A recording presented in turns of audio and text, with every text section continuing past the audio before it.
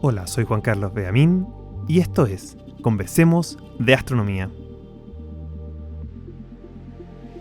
Tras explorar el universo y encontrar evidencia de materia oscura en todas las grandes estructuras, nos preguntamos qué es, de qué está hecha o cómo podemos encontrarla. Viajamos al extremadamente pequeño mundo de la física de partículas para ver si la presencia de alguna materia desconocida a nivel subatómico esconde la respuesta. Pero aún no hemos podido dar con ella. Por esta razón, en el episodio de hoy, intentaremos una fusión de las potentes fuerzas del cosmos con el mundo de los átomos y cómo este choque y una cascada de partículas podría ayudarnos a comprender o descubrir la naturaleza de la materia oscura. Una vez más, prepara tu cerebro e imaginación para ver el universo como nunca lo habías hecho. Recuerda además suscribirte y dejar tu calificación y opinión de este podcast, así podré seguir creando este contenido y hacerlo disponible de forma gratuita.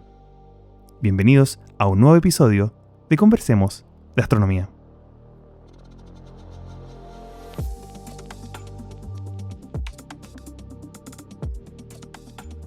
Es un gusto presentarles a la doctora en Física Teórica de la Universidad Autónoma de Madrid y actual investigadora de la Universidad de Nueva Gorica en Eslovenia. Ella es experta en materia oscura y el estudio de rayos gamma o astrofísica de altas energías.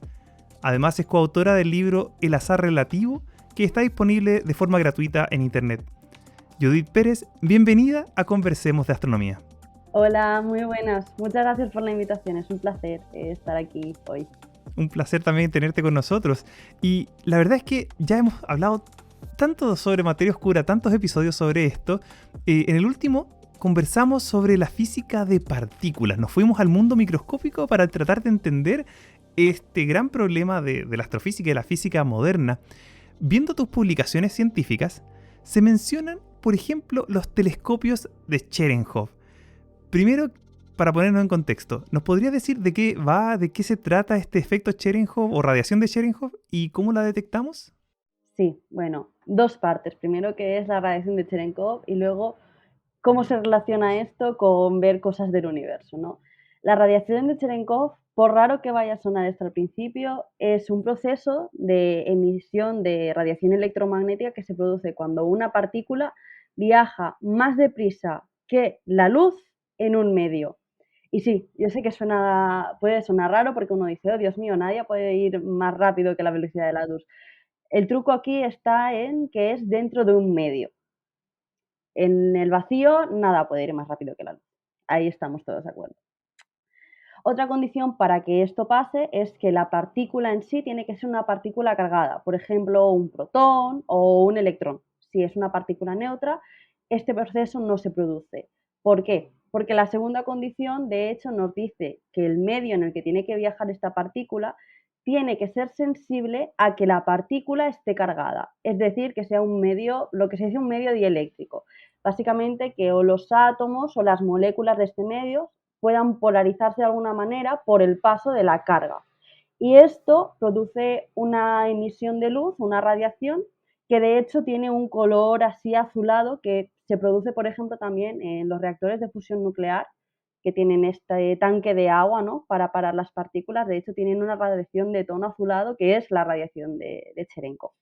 O sea, ¿el agua podría ser un medio donde podría ocurrir, por ejemplo, este efecto? Ocurre. De hecho, ocurre en los reactores de fusión nuclear, y luego hay otros tipos de detectores de astropartículas, de partículas en general, por ejemplo, de neutrinos, donde se utilizan tanques de agua o agua del propio mar o incluso hielo de la Antártica para hacer de receptor y que este efecto se produzca cuando una partícula cargada pase por él. Entonces lo que acabas de contarnos ya es una probablemente novedad para muchas de las personas que estén escuchando, que hay cosas, material, electrones, protones que pueden viajar más rápido que la velocidad de la luz, pero en un medio. Exacto. ¿Y cómo se explica esto en el sentido de cómo se relaciona esta radiación que tú me dices está en los reactores nucleares con el espacio y con nosotros quizá? Claro, no es como, vale, sabemos que esta radiación se produce en los medios que nosotros tenemos aquí, ¿y cómo llega esto del espacio, no? Pues a ver, sí que sabemos que hay una cantidad de radiación cósmica en general que está llegando a nuestro planeta y que la atmósfera sirve como de pantalla para atenuar toda esta radiación, ¿no? Pues de hecho ahí está la clave.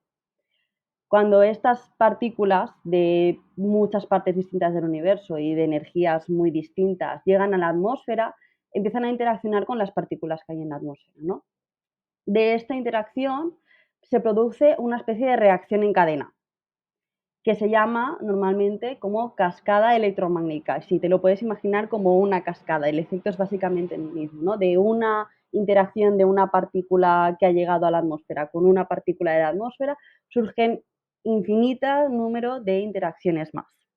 Esto podríamos quizás visualizar, me dices energía o radiación cósmica. Esto no es solamente del Sol, esto proviene de todas partes. Efectivamente, llega desde el centro de nuestra galaxia, desde el Sol también nos llega, desde, por ejemplo, zonas superenergéticas del universo, como explosiones de supernovas, o objetos incluso más extraños, como alrededores de agujeros negros, como puede ser el centro galáctico, por ejemplo. Y esas partículas, tú me dices que cuando llegan a la atmósfera, chocan. Y esto es como básicamente como que produce esquirlas, ¿no? Cuando hay un accidente de auto quizás y uno ve cómo saltan piezas, vidrios para todas partes. ¿Es una cosa así lo que sucede un poco en la atmósfera? Es un poco así, pero con la ventaja de que no es en todas las direcciones. Y esto es clave luego para la interpretación del dato. Normalmente, dependiendo del tipo de partícula que llegue, la dirección en la que esta cascada se vaya a producir va a estar o súper bien determinada y va a producirse solo en una dirección, o va a producirse como una especie de chorro cuando abres el grifo de la ducha para ducharte, Ajá. dependiendo del tipo de partícula que llegue. Por ejemplo, si llegan fotones de súper alta energía, como son los rayos gamma, o neutrinos, estamos en el primer caso. Si llegan Como una rayos manguera. cósmicos, exacto, si llegan rayos cósmicos cargados, suele ser la segunda clase. Entiendo. Entonces, el hecho de poder ver, identificar esta cascada, te da pistas de qué clase de objeto o qué clase de partícula golpeó la atmósfera en primer lugar. Efectivamente, y de hecho es la única información que podemos utilizar para averiguar, intentar averiguar cuál era la partícula original, ¿no? Entonces, vale, imaginamos que tenemos esta cascada y esta cascada, por supuesto, produce partículas cargadas. Como la partícula original que originó esta cascada era muy, muy energética, estas partículas viajan más deprisa que la luz en la atmósfera, produciendo radiación de Cherenkov. Ahí está la conexión. Exacto. Y esa radiación de Cherenkov que se produce por esta partícula que viaja tan acelerada, ¿produce algún efecto? ¿También vemos color azul, por ejemplo, o alguna otra cosa? Sí, se suele ver un tono azulado también. De hecho, podéis buscar fotos por internet poniendo radiación de Cherenkov y lo primero que ves es el tono azulado. Y la manera de detectarlo, de hecho, es como se ponen como una especie de antenas recubiertas de un sistema súper complejo de espejos que redirigen toda la luz a una cámara que hay colocada en la parte de arriba al centro, que de hecho no es exactamente una cámara, sino un fotomultiplicador. Y ahí se recolecta toda la luz de Cherenkov, luego se pasa a un procesador de datos que trata de reconstruir la imagen original que llegó a la antena, al telescopio, entre comillas, porque realmente no es una imagen directa. De hecho, eso mismo te iba a preguntar si eran distintos, porque ya hemos conversado con algunos científicos antes en este mismo podcast en que nos contaban sobre las antenas de radio, que funcionan como un telescopio, juntan la luz que viene del universo, en este caso las ondas de radio, pero funcionan distinto. Las antenas como que están separadas y forman una imagen después. ¿Cómo es el caso cómo se detecta esta radiación de Cherenkov? Se usan, tú ya me comentaste, no son telescopios normales. ¿Se usa solo uno? ¿Se usan varios? ¿Cómo funcionan? ¿Dónde están? Vale, ahora mismo tenemos varios telescopios que realmente no son telescopios uno singular, sino normalmente van en pares o un poquito más. Ujú. Por ejemplo, el que más cerca me pilla a mí son los telescopios de MAGIC que están en La Palma de Gran Canaria, en el Roque de los Muchachos. Y son una pareja de telescopios de tamaño bastante grande, rollo, nos podríamos imaginar el tamaño en altura de unos 10 coches apilados unos encima de otros. ¿Ya? Y básicamente pasa no exactamente lo mismo porque la manera de recabar la información sobre la onda original es distinta, ¿no? En el caso de radio que en el caso de gamma. En el caso de gamma es a través de esta radiación de Cherenkov, pero básicamente se hace lo mismo, ¿no? Se monta la imagen de las distintas antenas que hay para formar una única imagen. En el caso de los telescopios de MAGIC, por ejemplo, son dos telescopios. Luego están también Veritas y GES, que son los otros dos grupos que hay funcionando ahora mismo. Y para un futuro bastante cercano está lo que se llamará la matriz de telescopios de Cherenkov, que es el Cherenkov Telescope Array, que tendrá dos emplazamientos distintos, uno en el norte, ahí en el Roco de los Muchachos, y otro en el sur, en el desierto de Atacama, en Chile, básicamente porque cada uno va a poder ver una zona distinta del universo. Por ejemplo, la zona del sur está súper bien colocada para ver la zona del centro galáctico, que es algo que desde el norte no se puede ver. Y en este caso estamos hablando de una matriz de telescopios creo que son más de un centenar en total, de distintos tamaños, en este caso para cubrir un rango de energías más amplio que los telescopios actuales. Bueno, tú mencionas justamente los telescopios que se van a colocar acá en Chile, que permiten ver el centro galáctico, también las nubes de Magallanes, que son dos galaxias donde también hay harta formación estelar, supernovas y otras cosas.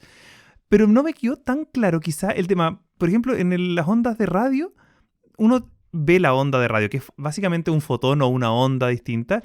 En el caso de luz óptica, nosotros vemos la luz que nosotros veríamos con nuestros ojos, o los rayos X, quizá en esos telescopios en el espacio también uno ve el rayo X. Acá lo que se detectan son partículas, o es también luz, o son las dos. ¿Cómo funciona? Solo para satisfacer mi curiosidad. Claro, en este caso estamos hablando de detectar la luz más energética del universo. En este punto, más que un comportamiento ondulatorio, la luz pasa a tener un comportamiento de partícula y a detectarse de manera cuantizada, que son en fotones. Realmente, después de todo el proceso de reconstrucción de la luz en Cherenkov, buscamos prácticamente reconstruir dos parámetros de la partícula inicial, que son la energía original con la que venía y la dirección con la que venía. Entonces, obviamente, estos son características de una partícula en concreto. Y esto se utiliza prácticamente para detectar rayos gamma y lo mismo con neutrinos. Con el caso de los rayos cósmicos es un poco más complicado porque los rayos cósmicos, cuando viajan por el universo, sufren los campos magnéticos, ¿no? Entonces deflectan muchas veces y al final acaban llegando como de una manera homogénea y reconstruir la dirección es prácticamente imposible. Entonces solo se reconstruye la parte de energía. Sufren el cambio entonces del campo magnético del Sol, de la Tierra, de la galaxia, entre muchos otros. Bueno, la verdad es que me quedaría conversando un montón de rato sobre lo que es la radiación de Cherenkov. Me parece súper entretenido e interesante. Aparte que aquí se junta de nuevo temas de física cuántica y un montón de otras cosas que son muy fascinantes. Pero, ¿por qué podemos decir que este tipo de radiación que detectamos en estos laboratorios actuales, estos observatorios, nos pueden servir para estudiar la materia oscura en particular? Sí, este es el punto no trivial y donde empezamos a estar ya en terreno de arenas movedizas un poco. Porque la base de todo esto, y puede resultar extraño, pero la base de la construcción de muchos detectores que buscan materia oscura de esta manera es total y absolutamente teórica. Pero bueno, hemos hablado ya de algunos tipos de partículas que pueden ser candidatos, ¿no?, de materia oscura, ¿no? Todas ellas tienen que tener como en común una serie de requisitos que tienen que cumplir para ser buenos candidatos, ¿no? Uno es que no tiene que interaccionar directamente con la luz. Claro. Partiendo de aquí uno dice, entonces, ¿cómo la vas a buscar con rayos gamma? Vamos a ver, debería de ser lo contrario, ¿no? Parece como que estamos hablando de cosas que no deberían de ir juntas. Lo segundo es que tiene que tener un tiempo de caimiento muy largo, muy lento, mucho mayor que la historia de vida del universo, porque si no, no deberíamos de poder detectar ninguna densidad de materia oscura a día de hoy. Y lo tercero nos deja que no tiene que interaccionar ya no directamente con la luz, sino con el resto de partículas que conocemos del modelo estándar de manera directa o por lo menos no muy fuertemente. Y aquí es donde nosotros, a través de la teoría, encontramos un huequito por el que nos intentamos colar para hacer un modelo de física de partículas que dé solución también al problema de materia oscura. Uno de los más conocidos son las Weakly Interacting Massive Particles, o traducidos de alguna manera, partículas masivas de interacción muy débil. Ujú. Los Entonces, WIMPs. ¿qué son estas partículas? Exacto, los WIMPs. Estos WIMPs básicamente hacen el papel de materia oscura, ¿no? El papel de la materia oscura en el universo es básicamente hacer de pozo gravitacional para generar las fuerzas de gravitación para que el resto de estructuras del universo que vemos se formen alrededor. Eso significa que alrededor de todos los objetos astrofísicos que vemos hay un halo de materia oscura sosteniéndolo. Este halo de materia oscura obviamente es mayor en densidad que otras zonas del universo que están vacías. Entonces, ¿qué pasa aquí? Podría ser que estas partículas de materia oscura en estas zonas de mayor densidad, por esa mayor densidad empezasen a aniquilarse unas con las otras, produciendo como resultado partículas que conocemos del modelo estándar. Esto obviamente está suprimido, es decir, no pasa de manera directa, tiene un nivel de cota en el que esto puede ocurrir, que esto es lo que llamamos interacción sumamente débil, ¿no? Esto puede pasar muy poco y solo en zonas muy densas del universo, porque además las propias partículas de materia oscura tampoco interaccionan demasiado entre ellas. Eso es algo que quizás empieza a ser ya un poco abstracto y quizás podemos dedicar un poco más de tiempo porque es súper fascinante. En este caso estamos hablando de partículas. Tú mencionaste una de las cosas que tienen que ser estables a lo largo del tiempo, como en escala del tiempo del universo, como por ejemplo los protones. Los protones son partículas que son estables, si no, no tendríamos la materia como la conocemos, ¿cierto? Se decaerían, se transformarían en otras cosas. Así que sabemos que la materia de la que estamos nosotros hechos y que están los audífonos con los que están escuchando probablemente, todo, es materia estable, que no se va a destruir por así sola. La materia oscura tiene que cumplir ese mismo requisito. Efectivamente, porque si no, el pozo de gravedad que está creando la materia oscura y que básicamente es el que hace que el resto de materia se quede unido, se dispersaría y al final el resto de materia no tiene suficiente gravedad como para mantenerse unida por sí misma. Acabaría haciéndose difusa. Claro. Pasaría lo mismo que con los protones. Claro, entonces en este caso necesitamos una materia oscura que sea estable, pero además que sea capaz de aniquilarse con ella misma. Eso es lo que está mencionando. O sea, como que si se encuentra, o sea, como, y esto quizá para llevarlo al terreno de la ciencia, donde algunas películas también se han atrevido a entrar un poquitito, existe, además de la materia ordinaria como protones y electrones, existen las antimaterias que cuando chocan se aniquilan. Pero hay muy poquitita, o se ha creado en algunos laboratorios, ¿cierto? En ocasiones en el CERN y entre otros más se ha creado esta antimateria. En el caso de la materia oscura sería algo parecido. También tendría que haber como una antimateria o sería con la materia misma. Claro, esto está totalmente abierto. Hay modelos donde la partícula de materia oscura es una única partícula de materia oscura y se aniquila consigo misma, lo cual puede resultar contradictorio porque, claro, tiene que durar todo el tiempo del universo, ¿no? Por eso digo que todo esto está muy acotado. Tiene que ser compatible el proceso de aniquilación o el ratio de aniquilación entre ella misma, compatible con la cantidad de materia oscura que podemos medir a día de hoy que existe. Si no, descartamos este modelo, no nos sirve. También hay otros modelos que son más amplios y en vez de tener una partícula de materia oscura tenemos como si fuera un modelo estándar de partículas pero para un sector oscuro entero.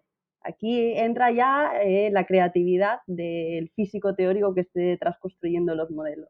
Eso yo creo que es primera vez que se menciona en este podcast al menos la posibilidad de que no sea una la partícula de la materia oscura. El episodio pasado hablamos de las acciones como un potencial candidato. Hablamos también de los WIMPs muy brevemente, ahora lo están mencionando nuevamente, pero que puedan ser muchas partículas es algo que no había salido hasta ahora. Sí, pues este tipo de modelos se llaman los dark sectors, ¿no? O los sectores oscuros.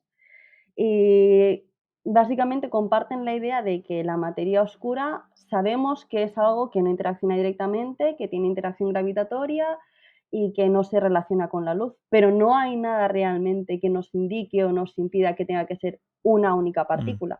Sabemos que tiene que ser una partícula que sea estable. Eso significa que si en nuestro sector oscuro hay partículas que son más masivas que la partícula principal de materia oscura, pues tienen que acabar decayendo a esa, ¿no? Al final tiene que haber como una partícula de materia oscura que sea la principal y sea la estable.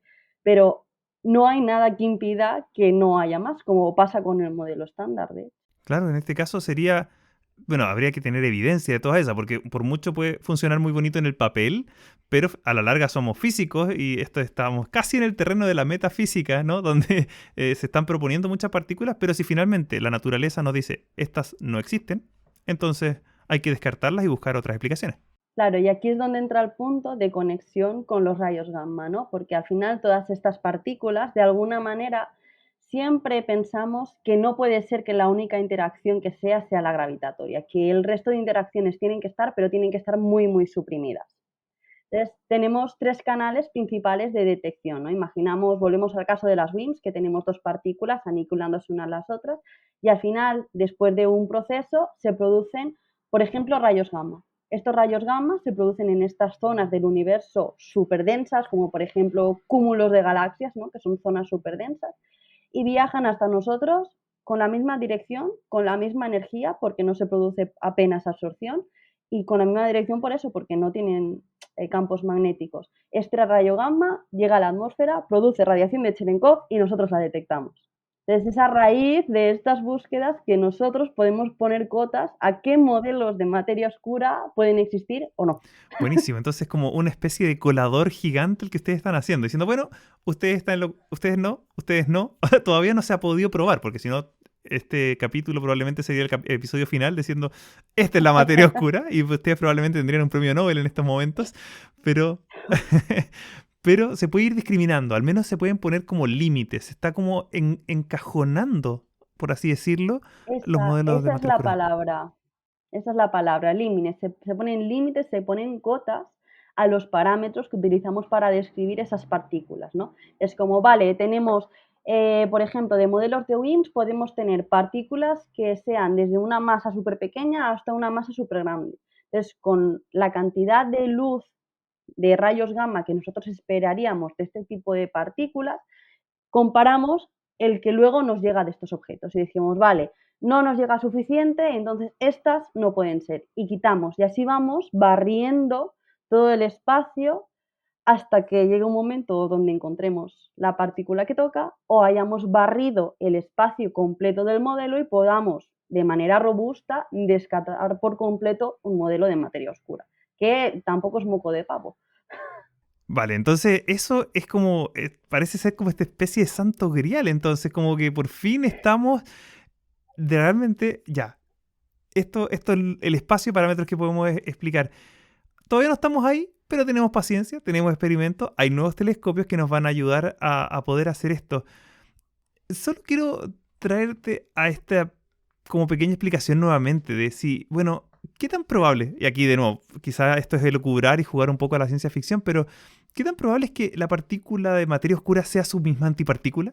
Desde la total ignorancia. Puede ser, o sea, básicamente es un 50%, 50%. Ah, wow. Mucho más alto de lo que yo habría esperado de buenas a Sí, primeras. sí. Básicamente hay dos tipos de partículas respecto a ser antipartícula o no. Están las partículas tipo Majorana, donde son ellas mismas su propia antipartícula, y las partículas tipo Dirac, donde es otra partícula la que funciona de manera antimateria. Y de hecho, hasta hace no mucho que empezó a explorarse todas las propiedades de los neutrinos y todas estas cosas, los neutrinos eran nuestros primeros candidatos a poder encontrar una partícula tipo Majorana. Resultaron ser que no. Eh, pero bueno, la materia oscura es un 50-50. No hay ninguna evidencia que nos indique que no pueda ser así. Mira, así que ya saben quienes están escuchando este podcast y todavía quizá no están pensando o están pensando en estudiar una carrera dedicada a la física y a la astronomía, tienen todavía muchísimo que se puede hacer en este campo. Está todavía, pues, no virgen, pero está con mucho por explorar todavía. Yo te quiero llevar a algo quizá un poco distinto de lo que hemos conversado y tiene que ver con que hasta ahora en estos 9 episodios hemos hablado mucho sobre observaciones, hemos hablado mucho sobre límites que se ponen a través del estudio de los machos, ¿cierto? La búsqueda de objetos como agujeros negros, enanas blancas, estrellas de neutrones, enanas marrones, entre otros objetos que podrían haber sido de materia oscura pero bien masivos. Pasamos a la física de partículas, pasamos a la radiación gamma y algo que me parece súper interesante que no hemos conversado todavía y que más episodios, tiene que ver con las predicciones teóricas. ¿Qué tiene que ver, qué tienen que decir las simulaciones con la física que ya conocemos, que nosotros podemos programarla en un computador? ¿Y qué rol juega esto con las observaciones que tú haces de la radiación de Cherenkov? Bueno, en mi caso son fundamentales porque son la base que nos dice, es como el mapa del tesoro de dónde empezar a buscar. Al final, ¿no? Sabemos que la materia oscura es la responsable de que se formen las estructuras del universo. Esto lo que nos dice directamente es que tenemos una manera súper sencilla, en muy entre comillas, de testear si las simulaciones que nosotros hacemos son correctas o no. Y para esto, para hacer las simulaciones, al final hay que meter una cierta de ingredientes. Nos imaginamos la simulación como un Ujú. cubo enorme lleno de pequeñas partículas que representan los objetos del universo. La interacción principal que sufren estos objetos es la gravedad. Ujú. Y el encargado de llegar la gravedad para que estos objetos interaccionen es la materia oscura. O sea, básicamente las simulaciones cosmológicas hasta hace muy, muy, muy poquito solo incluían como interacción principal la gravedad y la materia oscura. Y con eso Entonces, explicaban la estructura que vemos hoy en el universo. y con eso se explica un 90% de las estructuras que nosotros vemos hoy, efectivamente. El problema estaba en el otro 10%. Porque claro, estas simulaciones cosmológicas son muy pesadas, son muy grandes, hay de distintos tamaños. Hay simulaciones, por ejemplo, que tratan de reproducir solo escalas galácticas de una galaxia, hay otras que son a escalas de cúmulos de galaxias, hay otras que son del universo entero y ves como esta típica estructura filamentosa que se parece sospechosamente a las formas de las neuronas, ¿no?, de nuestro cerebro. Ujú. Entonces, todo esto a nivel computacional es extremadamente pesado y hay un par de problemas. El principal problema es la resolución que nosotros podemos llegar a tener con esto, es decir, resolver las escalas más pequeñas. Y Esto es... esto generaba un problema. Sí, disculpa que te interrumpa. Cuando hablas de la resolución de estas simulaciones cosmológicas, es porque una partícula dentro de tu cubo original del que habías mencionado podría representar el tamaño de una estrella, 1000 estrellas, una galaxia, un cúmulo de galaxias. O sea, depende del tamaño del universo que tú estés simulando, es qué cosas vas a ser capaz de ver. Si que cada una de tus partículas es del porte de un cúmulo de galaxias, no tenemos ninguna información de qué es lo que pasa con las galaxias dentro de eso. Y si es del porte de una galaxia, no tenemos ninguna información de lo que pasa con las estrellas dentro. Exacto, esto era lo que pasaba, ¿no? Que como tienes que adecuar, digamos, el tamaño de tu puntito ahí Ujú. dentro al tamaño de tu caja, el tipo de física que puedes llegar a resolver en tamaños más pequeños es muy distinto. Entonces, incluso a las escalas más pequeñas, ¿no? Pensando que tenemos estrellas dentro de una galaxia, ¿no? Había cosas que no encajaban. Por ejemplo, el número de galaxias enanas alrededor de nuestra galaxia, en las simulaciones se esperaba que fuera mucho más alto que el que nosotros luego podíamos ver con las observaciones. Entonces, para intentar resolver estos problemas, desde hace unos 10 años o así, empezaron a introducirse otros procesos físicos que también tienen que ver con el proceso de formación de estructuras, aunque no sean el más importante, que es la gravedad, que ese sí que estaba desde el principio, ¿no? Desde ahora se introduce física estelar, shocks, campos magnéticos, feedback entre distintos objetos, y todo esto se llama física de bariones. Desde que se ha empezado a incluir todo este tipo de nueva física en las simulaciones cosmológicas, es verdad que parece que alguno de esos problemas que estábamos encontrando inicialmente se está resolviendo, pero otros aún no está del todo claro. Así que ahí todavía, bueno, hay bastante que mejorar en el tema de las simulaciones, porque, claro, no podemos simular la órbita de un planeta en torno a una estrella, no tiene ningún sentido, quizá, o de cómo cambia la producción de energía en cada una de las estrellas. Hay cosas mucho más importantes que, bueno, quién sabe, con los computadores cuánticos en el futuro quizá podamos avanzar mucho más en estas áreas. Pero por el momento nos quedamos con eso y vamos a tener un episodio, en todo caso, te lo adelanto, sobre simulaciones computacionales, que viene muy prontito también. Yo te quiero llevar ya quizá a la parte final de esta conversación, pero ¿cuáles son para ti los temas más interesantes que están pasando hoy en materia oscura, radiación de Cherenkov, telescopios y cuáles son tus perspectivas para los próximos quizás 10 o 15 años en esta materia? Bueno, llevamos ya prácticamente hace 100 años conociendo la existencia de algo que llamamos materia oscura y desde hace más de 50 años buscándola de manera ardua y con métodos complementarios, no solo en los métodos astrofísicos, ¿no?, como lo que hemos explicado hoy aquí, sino también este tipo de búsquedas se pueden realizar de manera complementaria, por ejemplo, con el LHC en el CERN, y no hemos encontrado nada. Esto significa dos cosas. o que nuestros modelos no funcionan y tenemos que reinventarnos todo. Puede significar que, aunque pueda resultarnos extraño, la materia oscura solo y únicamente interaccione a través de la gravedad.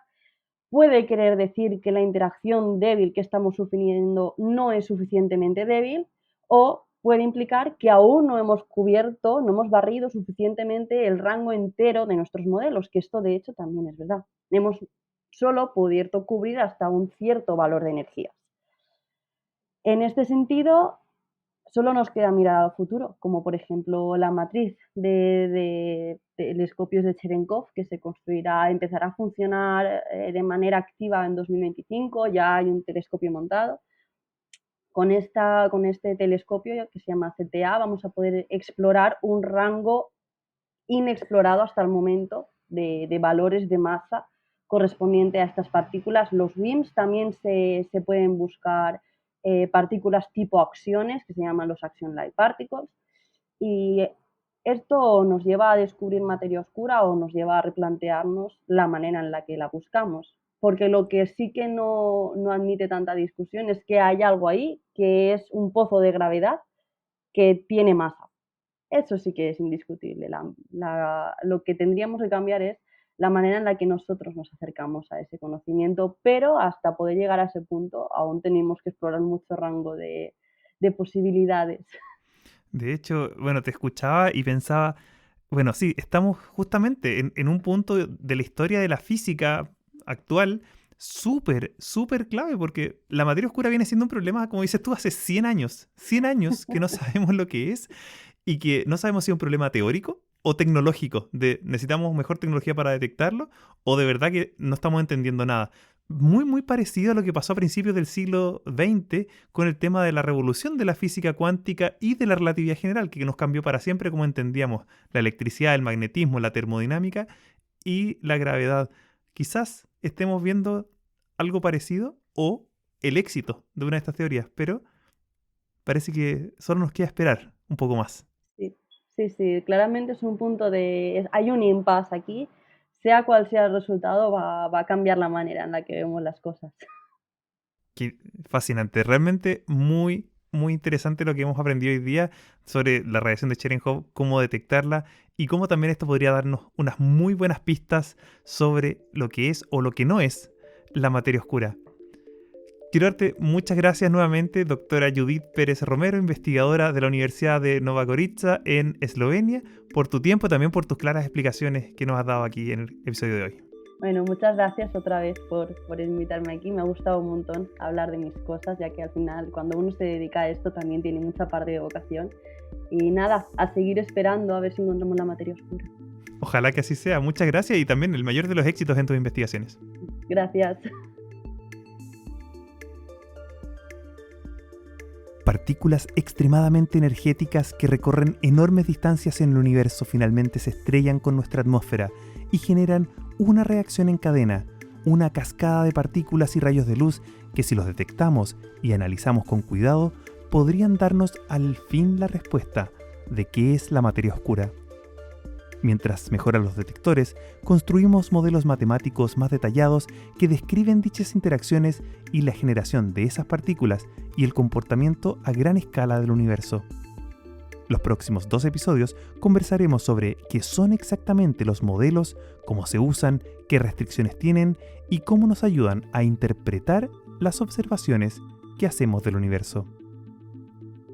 No olvides suscribirte y activar la campana para no perderte los próximos episodios. Soy Juan Carlos Beamín y esto fue un nuevo episodio de Conversemos de Astronomía.